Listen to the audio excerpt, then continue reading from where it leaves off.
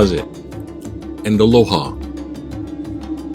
Nana'ue, the Shark Man, is a legend of ancient Hawaii.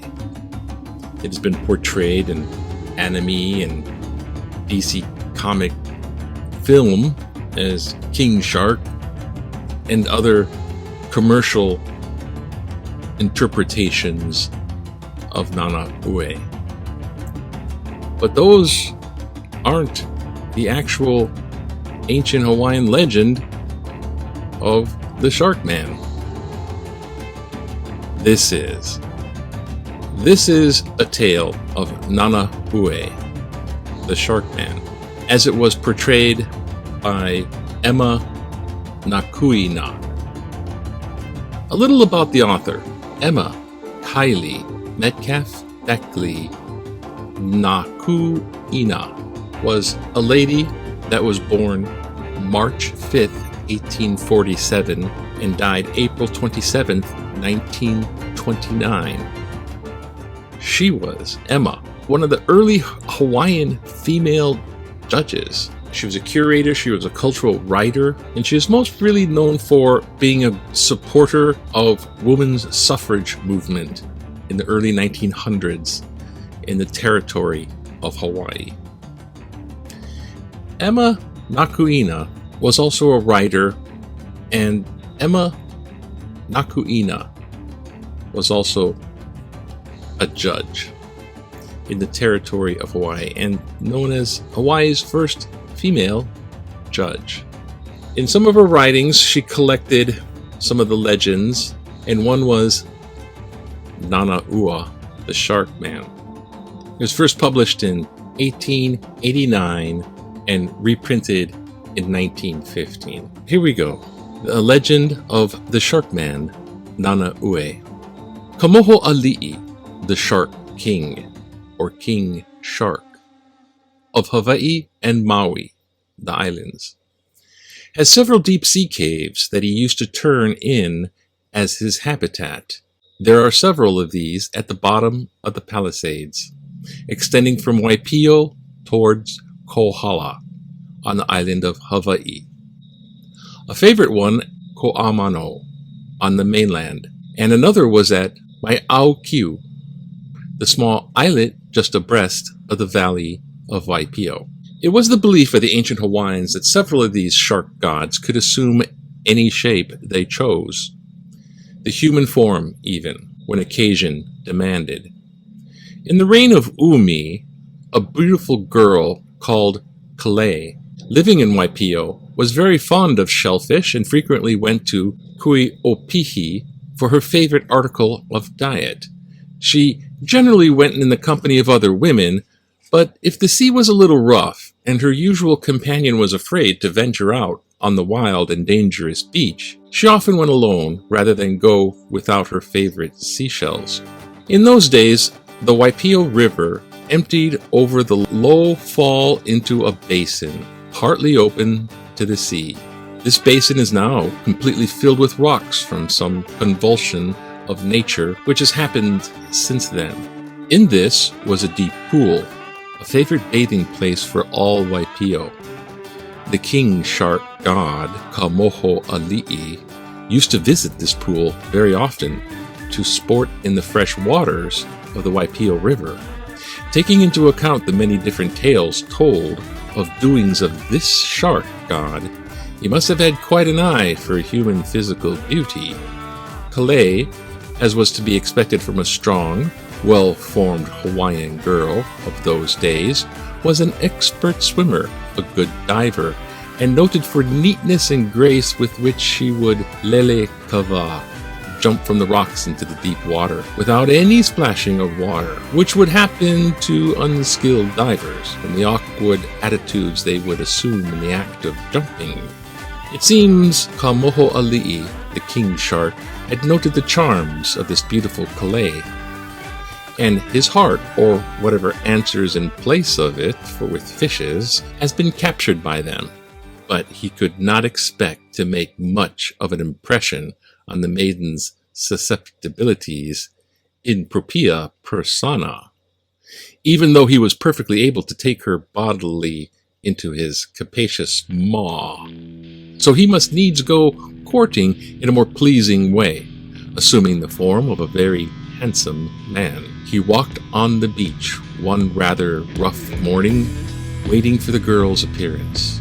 Now the very wilderness of the elements afforded him the chance he desired, as, though Kalei was counted among the most agile and quick of rock fishers that morning, when she did come, and alone, as her usual companions were deterred by the rough weather, she made several unsuccessful springs to escape a high threatening wave raised by the god himself. And apparently, if it had not been for the prompt and effective assistance rendered by the handsome stranger, she would have been swept out into the sea. Thus, an acquaintance was established, and Kalei met the stranger from time to time, and finally became his wife.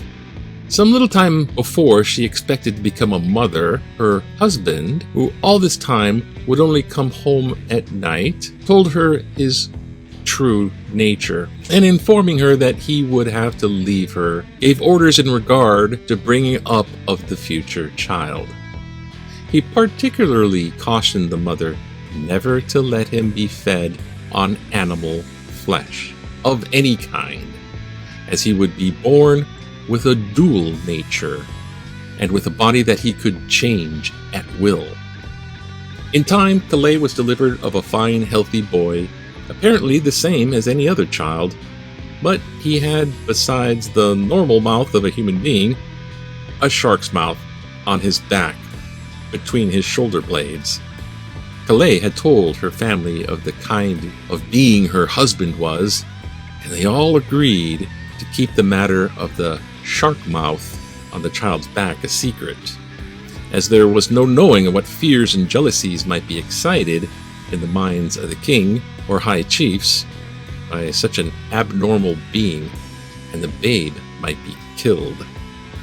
The old grandfather, far from heeding the warning given by Kamoho Ali'i in the matter of the animal diet as soon as the boy, who was called Nana'ue, was old enough to come under the taboo in regarding to the eating of males, and had to take his meals at the mua house with the men of the family, took special pains to feed him on dog meat and pork. He had a hope that his grandson would grow up to be a great strong man and become a famous warrior, and there was no knowing what possibilities lay before a strong, skillful warrior in those days. So he fed the boy with meat whenever it was obtainable. The boy thrived, grew strong, big, and handsome as a young lama tree. There was another pool with a small fall at Waipio River, very near the house of Kalei. The boy very often went into it while his mother watched on the banks. Whenever he got into the water, he would take the form of a shark and would chase and eat the small fish which abounded in the pool. As he grew old enough to understand, his mother took special pains to impress on him the necessity of concealing his shark nature from other people. This place was also another favorite bathing place of the people, but Nana'ue, contrary to all the habits of a genuine Hawaiian, would never go in bathing with the others, but always alone. And when his mother was able, she used to go with him and sit on the banks, holding the kapa scarf which he always wore to hide the shark mouth on his back. When he became a man, his appetite for animal diet, indulged in childhood, had grown so strong that a human being's ordinary allowance would not suffice for him. The old grandfather had died in the meantime, so that he was dependent on the food supplied by his stepfather and uncles, and they had to expostulate with him on what they called his shark-like voracity.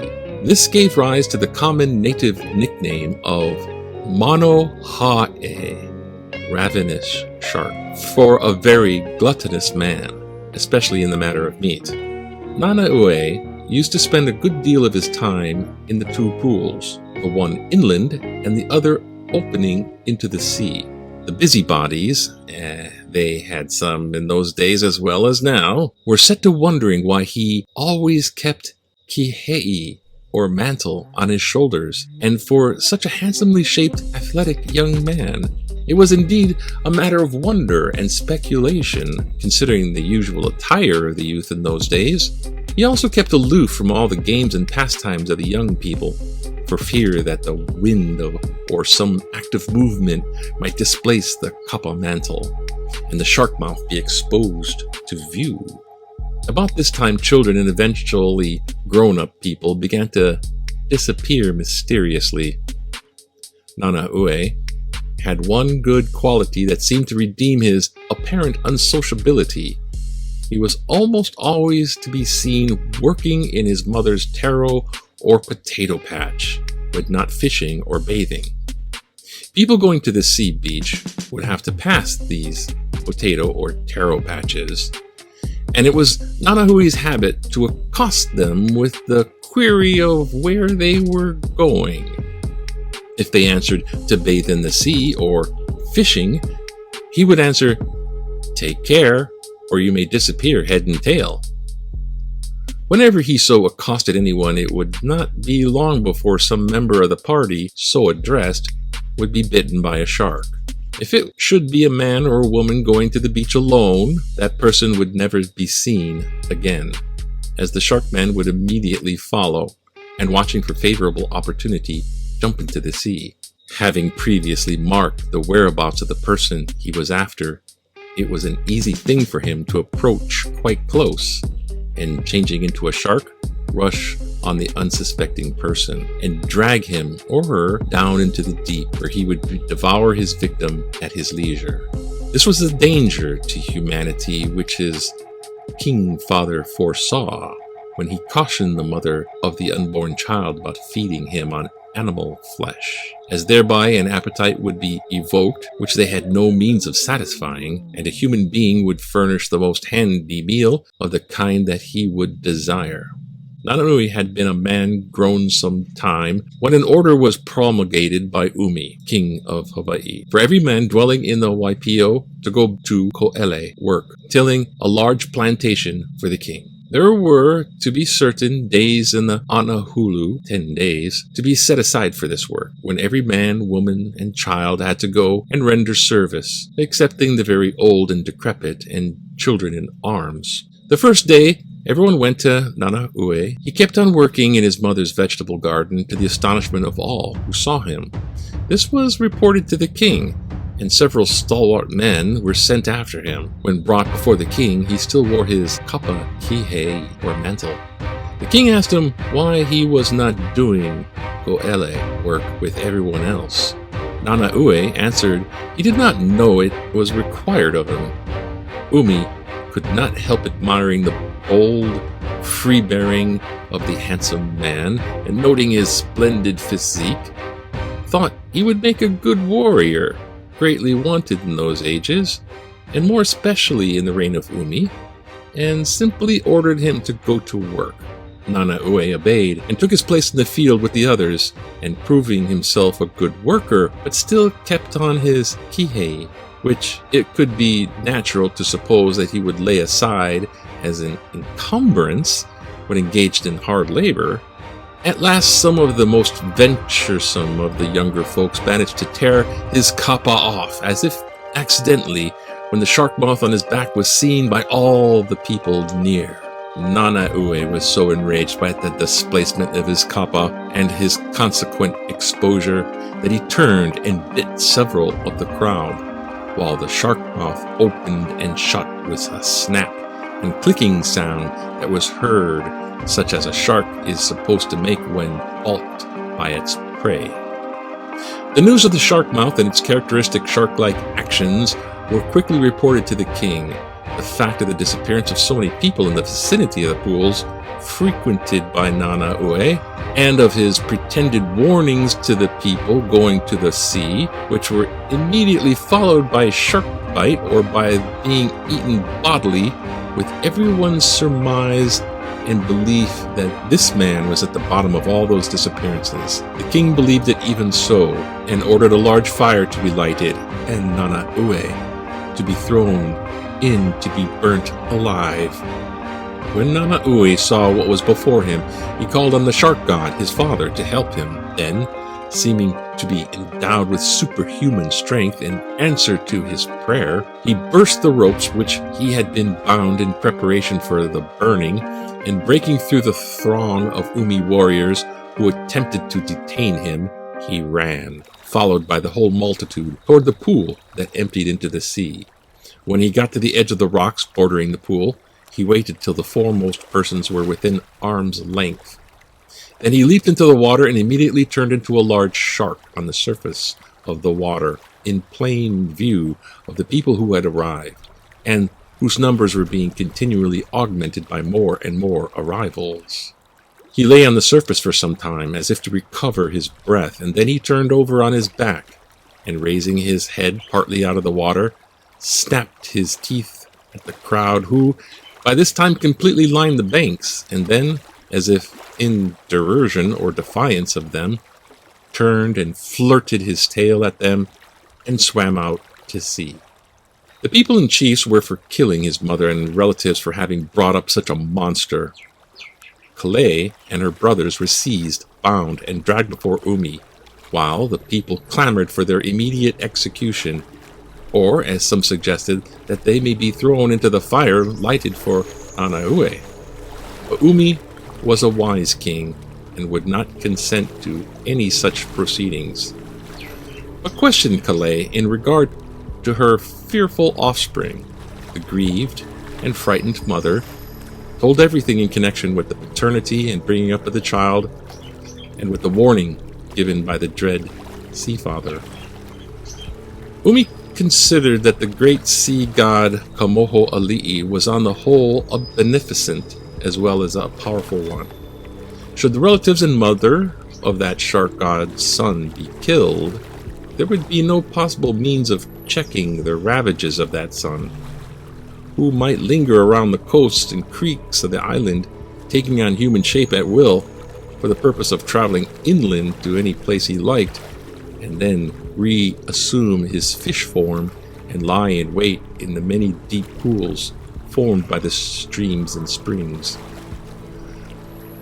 Umi therefore ordered Kalei and her relatives to be set at liberty, while the priests and shark kahunas were requested to make offerings and invocations to Kamoho Ali'i, that his spirit might take possession of one of his hakas, mediums devoted to his cult, and so express to humanity his desires in regard to his bad son, who had assumed to eat human beings, a practice well known to be contrary to Kamoho Ali'i's design. This was done upon the shark god manifested himself through a haka and expressed his grief at the action of his wayward son. He told him that the grandfather was to blame for feeding him on animal flesh contrary to his orders, and if it were not for that extenuating circumstance, he would order his son to be killed by his own shark officers, as it were.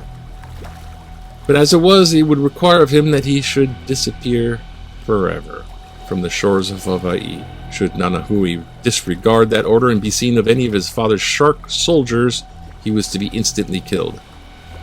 Then the shark god, who had seemed retained an affection for his human wife, extracted a promise that she and her relatives were to be forever free from any persecutions on account of her unnatural son, on pain of the return in freedom from the taboo of that son. Accordingly, Nana'ue left the island of Hawaii, crossed over to Maui, and landing at Kipahulu, resumed his human shape and went inland. He was seen by the people, and when questioned, told them he was a traveler from Hawaii, who had landed at Hana and was going around sightseeing. He was so good-looking, pleasant, and beguiling in his conversation that people generally liked him. He was taken as aikane by one of the petty chiefs of the place, who gave his own sister for wife to Nana'ue. The latter made a stipulation that his sleeping house should be separated from that of his wife, on account of a pretended vow, but really in order that his particular second mouth might escape detection. For a while, the charms of the pretty girl who had become his wife seemed to have been sufficient to prevent him from trying to eat human beings. But after a while, when the novelty of his position as a husband wore off, the desire for human flesh had again become very strong. He resumed the old practice for which he had been driven away from Hawaii. He was eventually detected in the very act of pushing a girl into the sea, jumping in after her, then turning into a shark and commencing to devour her, to the horror of some people who were fishing with hook and rod from some rocks where he had not observed them. These people raised the alarm, and Nana'ue, seeing that he was discovered, left for Molokai, where he was not known. He took up residence on Molokai at Poniu Ohua, adjoining the Ahupua'a of Kainalu. And it was not very long before he, at his old practice of observing and accosting people, giving them his particular warning, following them to the sea in human shape, and seizing one of them as a shark and pulling the unfortunate one to the bottom, where he would devour his victim. In the excitement of such an occurrence, people would fail to notice his absence until he would reappear at some point far away from the throng, as if engaged in shrimping or crabbing.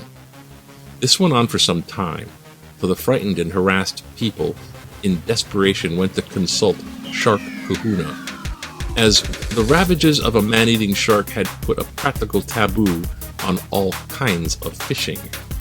It was not safe to be anywhere near the sea, even the shallowest water. The kahuna told them to lie in wait for Nana'ue, and the next time he prophesied that a person would be eaten head and tail, to have some strong men seize him and pull him off his kapu mantle when a shark mouth would be found on his back.